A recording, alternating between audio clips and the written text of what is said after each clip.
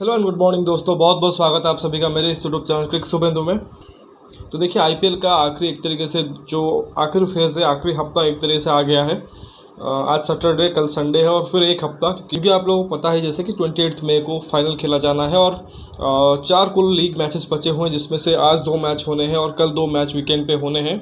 और फिर आप देखो कि प्लेऑफ के मैचेस जो 4 मैचेस है, क्वालिफायर 1, फिर एलिमिनेटर, फिर क्वालिफायर 2 और फिर आखिरकार फाइनल जो कि है वो खेला जाएगा 28 तारीख को। तो ऐसे में सिर्फ एक टीम है जो कि गुजरात टाइटंस अभी तक क्वालिफाई कर चुकी है प्लेऑफ के लिए। बाकी तीनों स्लॉट अभी खाली हैं, जिसके लिए 6 टीमों के बीच लड़ाई हो रही है। और बाकी जो 3 टीमें रहीं, दिल्ली, हैदराबाद ऑलरेडी बाहर हो चुकी थी और कल पंजाब किंग्स और राजस्थान का मैच था, जिसमें एक टीम को बाहर ही होना था ऑफिशियली, वो टीम बनी है पंजाब किंग्स। राजस्थान रॉयल्स ने कल मैच जीत लिया और जीतने के साथ थोड़ा सा वो mathematically still they are alive, क्योंकि अभी शायद नंबर 5 पे शायद है, आई गेस मुंबई के ऊपर निकल चुके हैं इन टर्म्स ऑफ एनआरआर, क्योंकि पॉइंट्स बराबर है मुंबई के साथ उनके। तो अभी शायद राजस्थान रॉयल्स जो कि वो नंबर 5 पे है और मुंबई 6 पे एक तरह से खड़ी हुई है अभी, बट वो चीज़ें बदल भी सकती है। तो राजस्थान रॉयल्स जैसा कहा कि अभी mathematical still they are alive, but उनका भी ऑलमोस्ट लग रहा है कि एक तरह से सीज़न ख़त्म हो चुका है। और सो विथ केकेआर, और ये लग रहा है कि 5 टीमें कम्प्लीटली आउट हो चुकी हैं और एक और टीम आप देखोगे कि सीएसके, एलएसजी, एमआई और आरसीबी में से कोई एक बाहर होगा। तो ऑब्वियसली आप जाके, जो मैंने इससे पहले एक वीडियो अपलोड किया है जिसमें आईपीएल के प्लेऑफ सिनेरियो बताए हैं, इसमें पॉइंट्स टेबल है और नेक्स्ट मैचेस है और किस तरह से चीज़ें और मतलब बन सकती है आईपीएल में, कौन से टीमें प्लेऑफ के लिए क्वालिफाई कर सकते हैं, उसके बारे में हल्का सा आपको अपडेट दिया है। तो उस वीडियो में जाके देखिए। बाकी इस वीडियो में हम कल के मैच में चर्चा करेंगे और बेसिकली बहुत ज़्यादा कुछ मैच उसमें था नहीं, और ऑब्वियसली दोनों टीमें एक तरीके से बहुत ही ख़राब सीज़न गया है। स्पेशली पंजाब किंग्स, राजस्थान का कहें सेकेंड हाफ कम्प्लीटली ख़राब रहा, क्योंकि फर्स्ट हाफ में उन्होंने बहुत अच्छा खेला था। लेकिन वही है कि जो इतना बड़ा टूर्नामेंट होता है, 70 लीग मैचेस होते हैं, खासकर पिछले 2 सीज़न में देखिए जिस तरह से 10 टीमें आई हैं और मैचेस बढ़े हैं, तो कंटिन्यूसली आपको मोमेंटम बरकरार रखना पड़ता है। 1 या 2 हार आपको कहीं से मिल गई, फिर आप देखोगे कि सारा का सारा जो मोमेंटम है वो ब्रेक डाउन हो जाता है और कम्प्लीटली आप बाहर हो सकते हो। वही चीज़ आप देखो कि राजस्थान रॉयल्स के साथ भी हुआ है। अभी भी चांस है, पर लेकिन बहुत टफ चांस है उनके लिए, मतलब डिस्कशन करेंगे आगे। बट ये मान के चलिए कि शायद जीतते ज़रूर हैं, लेकिन अभी भी बहुत मुश्किल होगा। तो खैर, अगर कल की मैच की बात करें तो वही था कि पंजाब और राजस्थान दोनों को ही एक तरह से बड़े मार्जिन से जीतना था, क्योंकि दोनों का नेट रन रेट ख़राब था, तो सिर्फ और सिर्फ जीत से काम नहीं होने वाला था। तो ऐसे में आप देखो कि पंजाब किंग्स ने पहले बैटिंग किया था और 187 किए थे 5 विकेट के नुकसान पे कम्प्लीटली 20 ओवर में, और वो जो 188 का टोटल था, राजस्थान को चेज़ करना था कुछ 18.3 में, यानी कि 9 बॉल पहले, 9 बॉल रहते हुए मैच उसको कंप्लीट करना था। और उसके बाद वो एक तरीके से जो आरसीबी का जो नेट रन रेट है उससे आगे निकल जाते, जो कि शायद 14 जो पॉइंट्स होंगे टीमों में उसमें सबसे बेहतर है, क्योंकि एमआई का नेगेटिव में है, पंजाब का नेगेटिव में था, केकेआर का नेगेटिव में है। तो ऐसे में सिर्फ और सिर्फ बैंगलोर जो कि थी वो राजस्थान के ऊपर थी, तो ऐसे में उनको 9 बॉल लेते हुए मैच जीतना था, कंप्लीट करना था। तो वैसे में वो आरसीबी के ऊपर निकल जाते, और अगर वहाँ पे वो जीत जाते उस मार्जिन के साथ, फिर क्या होता, फिर वो ये एक्सपेक्ट करते कि जो आखिरी दिन यानी कि कल जो 2 मैचेस होने हैं, पहले तो हैदराबाद मुंबई को हरा दे तो मुंबई बाहर हो जाती, और फिर क्या होता अगर गुजरात बैंगलोर को हरा देता, तो फिर राजस्थान रॉयल्स जो कि वो क्वालिफाई कर जाता। लेकिन अब क्या सिनारियो बन रहा है, पंजाब तो बाहर हो चुका है, लेकिन अब ये है कि राजस्थान मुंबई से तो ऊपर निकल चुका है। तो अगर मुंबई हार गई, सपोज़ कि हैदराबाद से मुंबई कल हारी, तो मुंबई हो जाएगी बाहर। लेकिन अगर गुजरात बैंगलोर को हरा देती है, फिर देखा जाएगा नेट रन रेट। तो वैसे में कहीं ना कहीं आखिरी मैच में एक आंकड़ा ज़रूर आएगा कि चलो 10 रन या 15 रन या जितने भी हो, उतने मार्जिन से अगर आरसीबी हारती है या उतने बॉल रहते हुए आरसीबी मैच हारती है, तब जाके राजस्थान रॉयल्स जो कि वो क्वालिफाई कर सकता है। तो वही एक तरह से कहेंगे कि 2 बड़े रिजल्ट राजस्थान के फेवर में कल जाने होंगे। एक तो मुंबई अपने घर पे हार जाए, और बैंगलोर जो भी अपने घर पे खेल रही है वो एक मार्जिन से गुजरात से हार जाए। मुझे शायद लगता है कि जो सेकंड वाला ऑप्शन है ना, फिर भी आप बोलोगे कि गुजरात बैंगलोर को हरा सकता है, एक बड़े मार्जिन से हरा सकता है, फिर भी लगता है। बट हैदराबाद के जिस तरह से हैदराबाद के अभी परफॉर्मेंस है और मुंबई जो इतने अच्छे फॉर्म में है और वो अपने घर पे हार जाए वो बहुत मुश्किल नज़र आ रहा है। और दोनों में से कोई एक भी टीम जीत गई तो राजस्थान बाहर हो जाएगी। तो यही गणित है अभी। तो खैर अगर स्कोर कार्ड की बात करें, जैसा पंजाब के लिए कहें तो 187 किए थे 5 विकेट के नुकसान पर, बट पंजाब किंग्स इस सीज़न में बहुत ही ख़राब खेली और आई डोंट थिंक कि कोई अभी बहुत ज़्यादा चर्चा करने की उसके बारे में ज़रूरत है, क्योंकि ऑलरेडी जो इससे पहले उन्होंने 13 मैचेस खेले थे और ऑलमोस्ट जो 7 मैचेस वो हारे थे, सभी मैचेस में ऑलमोस्ट हमने डिस्कशन किए हैं कि किस तरह से उनकी गलतियां ने एक तरीके से उनको डुबा दिया है और किस तरह से इतनी अच्छी टीम होने के बावजूद वो एक तरीके से अभी टॉप 4 के कंटेंशन में नहीं है। One of the finest bowling lineup है उनकी। आप ये देखिए कि एक रबाडा, फिर अर्शदीप, सैम करन जो कि इतने अच्छे प्राइस पे आए थे, फिर नेथन एलिस, मतलब इतनी अच्छी बॉलिंग लाइनअप है। उसको सपोर्ट करने के लिए राहुल चहर हैं, हरप्रीत बरार हैं, सिकंदर रज़ा जो मिस्ट्री स्पिन डालते हैं वो भी आ गए हैं, लियम लिविंगस्टन भी थे। तो जो उनके रेगुलर 11 में खेलते हैं, अच्छी खासी बॉलिंग लाइनअप है, पर उसके बावजूद जो कि वो टीम सिर्फ और सिर्फ 6 मैच जीत पाई है। तो कल भी देखो कुछ हाल अच्छा नहीं था। 187 किए थे बट इनिशियली स्ट्रगल ही किया था। और जिस पिच वो खेल रहे थे धर्मशाला में, अगेन उस पिच पे हमने देखा था कि पिछले मैच में हाई स्कोरिंग मैच हुआ था, जो दिल्ली और पंजाब वाला मैच हुआ था, तो उसको याद कीजिए। तो उसमें भी एक तरीके से हाई स्कोरिंग एनकाउंटर हुआ था जहाँ पे दिल्ली ने मैच जीता था। तो उम्मीद यहाँ पे भी की जा रही थी कि अच्छे स्कोर बनेंगे, बट पंजाब का अगेन देखो स्टार्ट खराब रहा, जिसमें पहले बैटिंग किया था प्रभसिमरन ने 2 रन किए हैं 2 बॉलों में, जिन्होंने शतक जड़ा था पिछले मैच में दिल्ली के खिलाफ। बट इस मैच में आप देखो सिर्फ 2 ही रन हैं। शिखर धवन 17 रन है 12 बॉलों में। और शिखर धवन का भी जो केस देखिए कि जब इंजरी उनको हुई नहीं थी और उससे पहले खेल रहे थे फर्स्ट हाफ में, ही वॉज एक्सीलेंट। मतलब उनकी जो फॉर्म थी ज़बरदस्त थी, लगातार अच्छा कर रहे थे, बट इंजरी के बाद जब से वापसी कर रहे हैं वो फॉर्म दिखा नहीं है। बाकी अथर्व टाइडे को खिलाया था 19 रन है 12 बॉलों में। और फिर लियम लिविंगस्टन अगेन जिन्होंने बढ़िया बैटिंग किया था पिछले मैच में, 13 रन है 9 बॉलों में, सिर्फ 1 चौका मारा है। तो जो टॉप के 4 बैटर थे वो कम्प्लीटली फेल रहे और इनसाइड फर्स्ट 10-12 ओवर के अंदर अंदर ये 4 आउट हो चुके थे। फिर आज जितेश शर्मा और सैम करन तो थोड़ा सा पार्टनरशिप उन्होंने वहाँ पे किया। सैम करन आप देखो नॉट आउट गए हैं 49 बॉलों में 31 में, और थोड़ा सा टुवर्ड्स द एंड उन्होंने एक्सेलरेट किया क्योंकि शुरुआत में बहुत ज़्यादा फंस के खेल रहे थे। जितेश शर्मा ने क्विक फायर 44 किए हैं 28 बॉलों में, 3 चौके और 3 छक्के, जो रेगुलर उनका भी रहा इस सीज़न कि हमेशा से अच्छा करते आए हैं। पिछले सीज़न से ही देखो उनकी स्ट्राइक रेट हमेशा एक अच्छी होती है, एक टॉकिंग पॉइंट होती है कि कोई भी सिचुएशन हो बट वो कॉम्प्रोमाइज़ नहीं करते हैं। अपनी जो स्ट्राइक रेट 160-65 के करीब है उसी के ऊपर खेलते हैं। और बाकी शाहरुख खान ने भी अच्छा फिनिश किया है, 23 बॉलों में 41 से 4 चौके और 2 छक्के मारे हैं। तो जो जिस तरह से स्टार्ट हुआ था देख के लग रहा था कि 140-150 तक जाएंगे, बट इन तीनों की एक तरह से कहेंगे जो फिनिश रही उसके बदौलत एक तरीके से 190 के आसपास वो चले गए हैं। तो आप देखो अगर राजस्थान की बॉलिंग की बात करें तो ओवरऑल देखेगा अच्छी बॉलिंग रही थी, बट आखिर के जो 1-2 ओवर रहे जिसमें पिटाई हो गई। ट्रेंट बोल्ट 4 ओवर में 35 रन दिए हैं, 1 विकेट लिया है। फिर संदीप शर्मा महंगे साबित हुए हैं, 4 में 46 पड़े हैं, विकेटलेस रहे हैं। नवदीप सैनी को खिलाया था बहुत दिनों बाद, 3 विकेट लिया है 4 में 40 दे के। एडम जाम्पा रेगुलर खेले नहीं हैं, जब खेले बहुत अच्छा बॉलिंग किया है, 4 में 26 दे के 1 आउट किया है। और यूजी चहल का दिन थोड़ा सा ख़राब था, 4 में 40 पड़े और उसमें भी देखो जो पेनल्टीमेट ओवर था 19th ओवर था उनको दिया था, क्योंकि अक्सर यूजी को हमने इस सीज़न इवन पिछले सीज़न में जब से वो राजस्थान से खेल रहे हैं वो लैटर पार्ट में जो 17th-18th ओवर है वहाँ पे डालते हुए देखा है, क्योंकि 3-3 स्पिनर खिलाते हैं कभी कभार। और आज तो अश्विन नहीं थे तो थोड़ा सा और रिस्पॉन्सिबिलिटी था। तो चहल को वो आखिरी ओवर जो उन्होंने किया है अपना आखिरी ओवर, और टीम के तरफ से पेनल्टीमेट ओवर था जो 19th ओवर था, उसमें 28 रन पड़े हैं। शाहरुख खान और सैम करन दोनों बैटिंग कर रहे थे और खूब लूट लिया है। अक्सर हम देखते हैं जो कितना भी अच्छा स्पिनर क्यों ना हो, बट डेथ ओवर्स में जब बॉलिंग करता है बैट्समैन एकदम मतलब मारने के मूड में रहता है, बड़े शॉट के मूड में रहता है, तो मुश्किल ही होता है स्पिनर के लिए, और वही हुआ है। और आखिरी 2 ओवर में अराउंड 45 या 46 रन आए हैं, जिसके चलते आप देखोगे कि ये स्कोर 150 से 187 पहुँच गया है।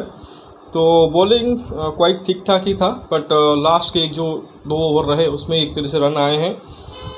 बाकी अगर बैटिंग की बात करें राजस्थान रॉयल्स की, तो स्टार्ट एक बार फिर से ख़राब रहा। जॉस बटलर का ये 5वां डक है इस आईपीएल सीज़न में, और एक आंकड़ा दिखा रहा था पिछले शायद कुछ जितने अभी तक उन्होंने पिछले सीज़न में खेले थे इस सीज़न से पहले जो जितने भी उन्होंने सीज़न खेले थे सिर्फ एक बार वो 0 पे आउट हुए थे, बट इस सीज़न 5 बार 0 पे आउट हुए और लगातार तीसरी दफ़ा वो 0 पे आउट हुए हैं। तो हॉरिबल रन चल रहा है। उसके अलावा देखो कि अराउंड 390 के आसपास उनके रन भी हैं, बट आप देखो वो 9 इनिंग्स में आए हैं। बाकी के जो इनिंग्स है 14 में से मतलब 5 इनिंग्स उसमें तो 0 ही आए हैं, बट वो 9 इनिंग्स में वो रन आए हैं। तो जॉस बटलर के स्टैंडार्ड से जिस तरह से उन्होंने पिछला सीज़न खेला था, ऑरेंज कैप जीता था, उस हिसाब से तो ये बहुत ही ख़राब सीज़न रहा है। और दूसरी तरफ यशस्वी जायसवाल ने एक तरह से कहेंगे रिकॉर्ड किया है। शायद जो अनकैप्ड प्लेयर होते हैं, मतलब ओवरऑल आप देखो इंडियन और फॉरेनर में सबसे ज़्यादा रन एक सीज़न में यशस्वी जायसवाल के हैं। अभी आपको एग्जैक्टली नंबर दे देता हूँ थोड़ा सा मैं, अगर आप स्टैटिस्टिक्स चेक करूँ बेस्ट रन्स के हिसाब से, तो देखो यशस्वी जायसवाल अभी दूसरे पायदान पे है। 14 मैच में 14 इनिंग्स 625 रन है, 48 का एवरेज है। इससे जो सेकंड बेस्ट था वो था शॉन मार्श का 2008 का सीज़न था, जिसमें उन्होंने 616 रन किए थे, तब भी वो अनकैप्ड थे। तो बहुत ही बढ़िया परफॉर्मेंस रहा है और ऐसा लग रहा है जैसे इंडियन टीम का सिलेक्शन ऑलमोस्ट उन्होंने पक्का कर दिया है। और नॉट जस्ट के आईपीएल में, बाकी भी फर्स्ट क्लास क्रिकेट में उनका जितना भी रणजी में हो या शायद मुश्ताक अली हो या जहाँ पे भी खेलते हैं अच्छा ही करते हैं। तो ऑलमोस्ट लग रहा है कि अब इंडिया कॉल अप उनको मिल जाएगा। तो उन्होंने भी देखो आज अपने ढंग से नहीं खेले, थोड़ा सा स्ट्रगल कर रहे थे, लेकिन फिर भी अब देखो 50 रन किए हैं 36 बॉलों में, 8 चौके मारे हैं, 138 का स्ट्राइक रेट। और उसी वजह से मैंने कहा कि थोड़ा सा स्ट्रगल कर रहे थे, क्योंकि अमूमन तौर पे वो 150-160 के स्ट्राइक रेट पे बैटिंग करते हैं। बाकी नंबर 3 पे पडिक्कल को खिलाया था। पडिक्कल भी इन एंड आउट रहे हैं इस टीम से, और लेकिन उन्होंने बढ़िया बैटिंग किया है। ट्रू सरफेस था जहाँ पे बॉल बढ़िया तरीके से बैट पे आ रहा था, और ऐसे विकेट के ऊपर हम देखते हैं कि अक्सर जो पडिक्कल जैसे बैट्समैन है जिनको पेस पसंद है, थोड़ा सा बॉल पसंद है कि बैट पे सही तरीके से आए, वो सफल रहते हैं। तो 51 किया है 30 बॉलों में, 5 चौके और 3 छक्के मारे हैं। और हमने जब देखा था कि पडिक्कल जब आरसीबी के लिए खेल रहे थे वहाँ पे भी अच्छा कर रहे थे, क्योंकि वो जो सरफेस था चिन्नास्वामी का वो अच्छा था। लेकिन जब आप फंसी हुई सरफेस पे खेलोगे तो यही बल्लेबाज आपको स्ट्रगल करते हुए दिखाई देगा। बट उन्होंने आज बढ़िया किया है और मैन ऑफ द मैच भी उनको आज मिला है, तो अच्छा परफॉर्मेंस रहा। इसके अलावा संजू सैमसन बहुत बड़े डिसअपॉइंटमेंट रहे इस सीज़न, 2 रन है 3 बॉलों में। अगेन वही है कि उनका भी जो फर्स्ट हाफ था, जिस तरह से हम बटलर की चर्चा कर रहे हैं, इनिशियली लगा कि बहुत अच्छे फॉर्म में सीज़न बढ़िया जाएगा, लेकिन बाद में आते आते एकदम से फॉर्म डिप किया है। और फॉर्म से भी ज़्यादा एक तरह से कंसर्निंग जिस तरह से वो आउट हो रहे हैं ख़राब शॉट खेल के। पिछले मैच में भी देखो, जो आई थिंक आरसीबी के खिलाफ मैच था, 2 विकेट गिर गए थे और आके ख़राब शॉट खेला। यहाँ पे भी यहाँ पे मुश्किल रनचेज में फंसे हुए हो, आपको जीत ज़रूरी है, तो वहाँ पे भी सिर्फ 2 रन बना के वो छक्का मारने के चक्कर में आउट हुए थे। जबकि जस्ट पहले ही यशस्वी जायसवाल शायद आउट हुए थे उस मोमेंट पे। यशस्वी जायसवाल या देवदत्त पडिक्कल, आई गेस हाँ देवदत्त पडिक्कल आउट हुए थे, और उसके बाद अगेन वो ख़राब शॉट खेल के आउट हुए हैं। तो यही कुछ रहा। इसके अलावा सिमरन हेटमायर इनके लिए एक रहे हैं कि डाउन द ऑर्डर एक बहुत अच्छे एस्पेक्ट रहे हैं, जिन्होंने लगातार परफॉर्म किया है। मतलब बड़ी पारी आई नहीं है, लेकिन वो जो 30-40 करते हैं लगातार, वो काफ़ी एक तरीके से इफेक्टिव होते हैं। यहाँ पे भी देखो सिर्फ और सिर्फ 28 बॉलों में 46 किए हैं, 4 चौके और 3 छक्के मार रहे हैं, तो ऑलमोस्ट मैच को फिनिश करने के लाइन पे ले गए थे। वही है कि थोड़ा सा यही रहेगा मलाल कि मैच फिनिश नहीं कर पाए, और स्पेशली जो कि एक तरह से रिक्वायर्ड था कि 9 बॉल पहले मैच फिनिश करना है। बाकी रियान पराग को भी खिलाया था आज, 20 रन किए हैं 12 बॉलों में। तो आज कंपेयर टू प्रीवियस इनिंग्स इस सीज़न में जो खेले हैं उस हिसाब से तो अच्छा ही किया है। 1 चौका और 2 छक्के मारे हैं और टाइमली नॉक खेला है, और कहीं ना कहीं बहुत इंपॉर्टेंट नॉक था। बाद में ध्रुव जुरैल ने भी 4 में 10 किए हैं, 1 छक्का मारा है, और वो आखिरी ओवर में राहुल चहर से डलवा रहे थे शिखर धवन, मजबूर हो गए थे आखिरी ओवर उनसे डलवाना, तो वहाँ पे उनको छक्का मारा। अंडर प्रेशर बहुत अच्छा एग्जीक्यूट किया और इसके चलते मैच जीते। और ट्रेंट बोल्ट ने भी 2 बॉलों में 1 रन किए हैं, कुल 9 एक्स्ट्रास गिरे हैं। तो मैच तो ख़त्म कर दिया, जो 188 की चेज़ थी उसे भी कंप्लीट कर दिया, लेकिन फ़र्क सिर्फ इतना रहा कि 2 बॉल रहते हुए मैच जीता है, जिनको 9 बॉल रहते हुए मैच जीतना था। तो उसी हिसाब से देखो कि जो नेट रन रेट है वो आरसीबी से ऊपर नहीं जा सका। तो ये एक ऐसी चीज़ है जो कि शायद आरआर थोड़ा सा सोचे कि ये चीज़ कर सकते थे, बट उसके लिए यही चाहिए था कि थोड़ा सा सेट बैट्समैन, चाहे वो हेटमायर हो या देवदत्त पडिक्कल, अंत तक खड़े रहते, बट विकेट गिर गई उसी के चक्कर में आप देखो थोड़ा सा वहाँ पे फंस गया। और लेकिन ओवरऑल कहेंगे कि जीत मिली है, और हो सकता है कि जैसा कहा कि अगर आरसीबी कल हारती है और मुंबई भी हारती, हो सकता है आरसीबी बड़े मार्जिन से भी हार जाए, तो कुछ भी पॉसिबल है। तो एटलीस्ट राजस्थान के लिए ये कहेंगे कि जाते जाते भी उन्होंने एक तरीके से अपने तरफ से जो भी कर सकते थे उन्होंने किया है। बाकी जो होगा वो डेस्टिनी होगा। खैर अगर पंजाब की बॉलिंग की बात करें तो ऑब्वियसली आप देखो कि उनका तो एज यूजुअल ही रहता है कि कितनी अच्छी बॉलिंग लाइनअप क्यों ना हो, बट आपको अच्छी परफॉर्मेंस करनी पड़ती है ऑन द फील्ड आके। और सबसे इम्पोर्टेंट फैक्टर भी ये होता है कि किस तरह से आपका कप्तान और किस तरह से आपका कोचिंग सेटअप आपको चलाता है। तो वही है।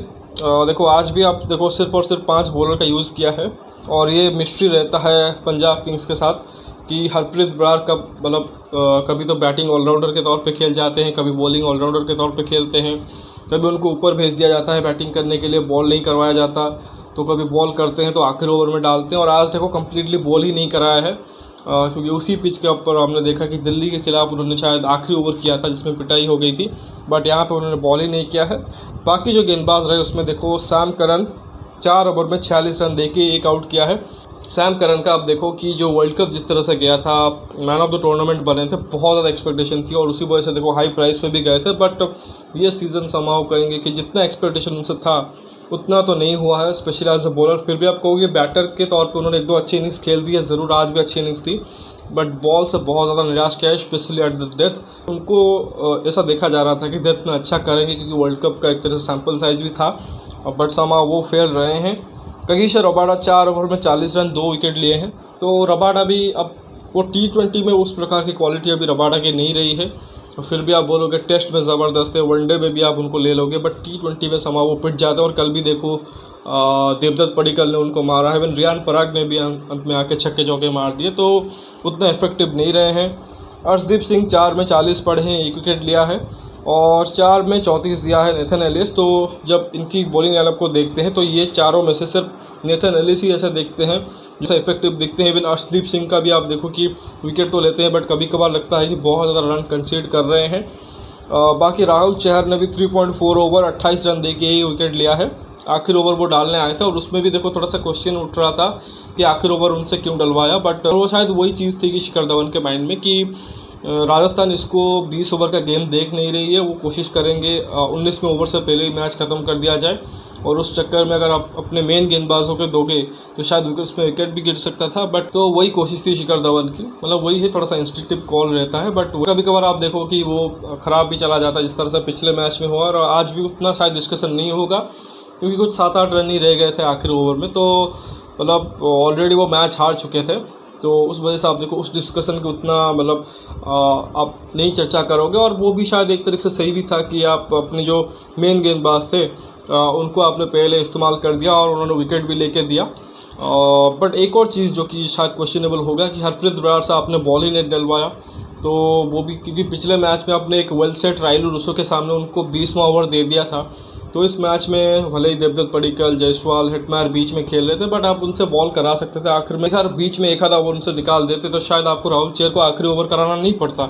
तो वही है कि बीच में थोड़ा सा कैलकुलेशन एरर कहीं ना कहीं हो जाता है, और कई बार बहुत ज़्यादा इंस्ट्रिक्टिव हो जाते हैं, कई बार आपको एक सेट प्रोसेस के साथ भी चलना पड़ता है, बट वो गलती शिखर ने की है। बट अभी तो सीज़न ओवर हो चुका है और अभी पता नहीं कि अगले सीज़न में क्या एक तरीके से इस टीम में बदलाव होंगे।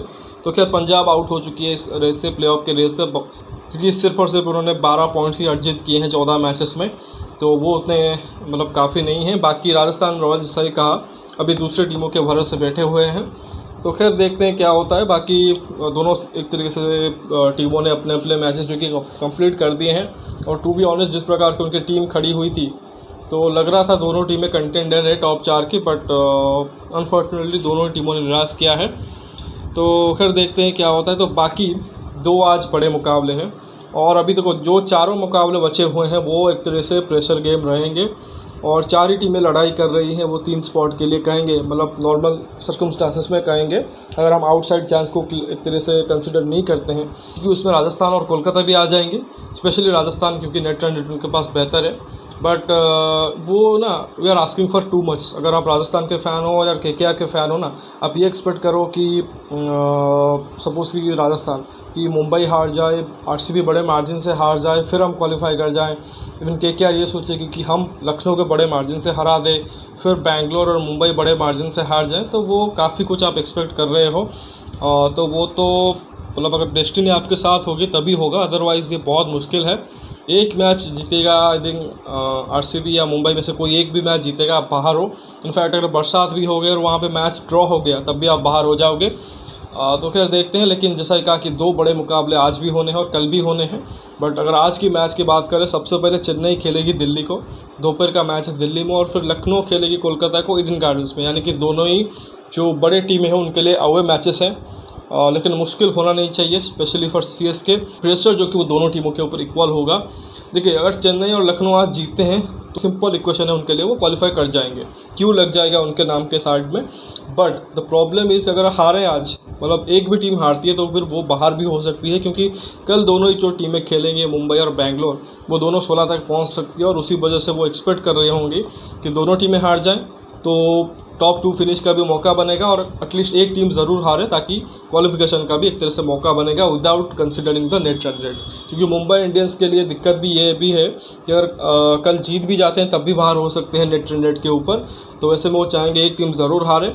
और आई थिंक सीएसके दिल्ली का जो मैच है, चेन्नई फेवरेट ज़रूर रहेगी, लेकिन प्रेशर भी सारा का सारा उनके ऊपर रहेगा, क्योंकि दिल्ली नथिंग टू लूज़ है, अपने घर पे खेल रहे हैं। एक मैच और हार जाएंगे फ़र्क नहीं पड़ेगा, जीत भी गई कुछ फ़र्क नहीं पड़ेगा। तो वो तो अपने फुल ऑन एनर्जी के साथ जीत के लिए ही आएंगे। और पिछले मैच में हमने देखा है कि पंजाब को एक तरह से उन्होंने रोक दिया, तो उनको एक तरह से आप देखोगे कि उनको उनकी जो पार्टी थी वो स्पॉइल कर दी है। अब वो चेन्नई के लिए वही चीज़ कोशिश करेंगे। हालांकि जो दिल्ली के काफ़ी सारे फैंस होंगे वो ज़रूर ये चाहेंगे कि एमएस धोनी प्लेऑफ में जाएँ, आखिरी सीज़न हो सकता है चेन्नई के लिए। और उनको मतलब शायद हो सकता है कि आज जो दिल्ली के फैंस हैं वो सपोर्ट कर दे चेन्नई को, सिर्फ और सिर्फ एमएस धोनी के बदौलत। बट दिल्ली की टीम में जहाँ पे वो प्लेयर खेल रहे होंगे वो ये चीज़ नहीं देखेंगे, वो तो अपने टीम को जिताने के बारे में ही सोचेंगे। तो वही देखते हैं कि क्या होता है चेन्नई दिल्ली के साथ। और चेन्नई अगर हारी तो दिक्कत उनके लिए ये है कि जो अगले तीनों मैचेस हैं उसके रिज़ल्ट के ऊपर डिपेंडेंट रहेंगे, कि एक रिज़ल्ट उनके फेवर में आ जाए, कोई एक भी रिज़ल्ट, तब जाके क्वालिफाई कर सकते हैं, अदरवाइज़ मुश्किल हो सकता है। बाकी लखनऊ के लिए भी टफ गेम है, क्योंकि ईडन गार्डन्स में कोलकाता को हराना उतना आसान नहीं होगा। और अगर वो हारे फिर उनके लिए दिक्कत है, क्योंकि उनका नेट रन रेट भी चेन्नई से ख़राब है। तो अगर इनकेस चेन्नई हार भी जाती है तब भी शायद क्वालिफाई कर जाए, अगर लखनऊ हार जाती है तो। और दोनों टीमों के बीच एक और टसल भी रहेगा कि टॉप 2 को लेके, तो अगर दोनों टीमें जीते तो क्वालिफाई तो ज़रूर कर जाएंगे, बट टॉप 2 में कौन एक तरह से रीच करेगा। और उसमें मुझे लगता है क्लियर कट एडवांटेज जो कि वो लखनऊ को है, क्योंकि जो नेट रन रेट का मार्जिन है वो उतना ज़्यादा नहीं है। और सेकंड, क्योंकि मैच लखनऊ खेल रही होगी तो लखनऊ को एग्जैक्टली पता होगा कि अगर चेन्नई जीत जाती है फिर हमें इतने बड़े मार्जिन से जीतना है, तब जाके हम टॉप 2 में आएंगे। अदरवाइज अगर चेन्नई हारी तो सिंपल उनको मैच जीतना है। तो खैर देखते हैं क्या होता है। तो फिलहाल इस वीडियो में बस इतना ही। आशा करता हूँ कि वीडियो आपको पसंद आया होगा। वीडियो को लाइक करिए, साथ ही चैनल को सब्सक्राइब जरूर कीजिए और दोस्तों तक शेयर भी कीजिए। कमेंट सेक्शन में अपना कमेंट दीजिए और साथ ही नोटिफिकेशन की घंटी भी दबा लीजिए, ताकि हर एक वीडियो की अपडेट आपको मिलती रहे। सेकंड चैनल मेरा उड़िया में कंटेंट है, उसे भी जाके सपोर्ट और सब्सक्राइब कीजिए। और मिलते हैं अगले वीडियो में दोनों मैचेस के बाद रिजल्ट के साथ। तब तक के लिए धन्यवाद। जय हिंद।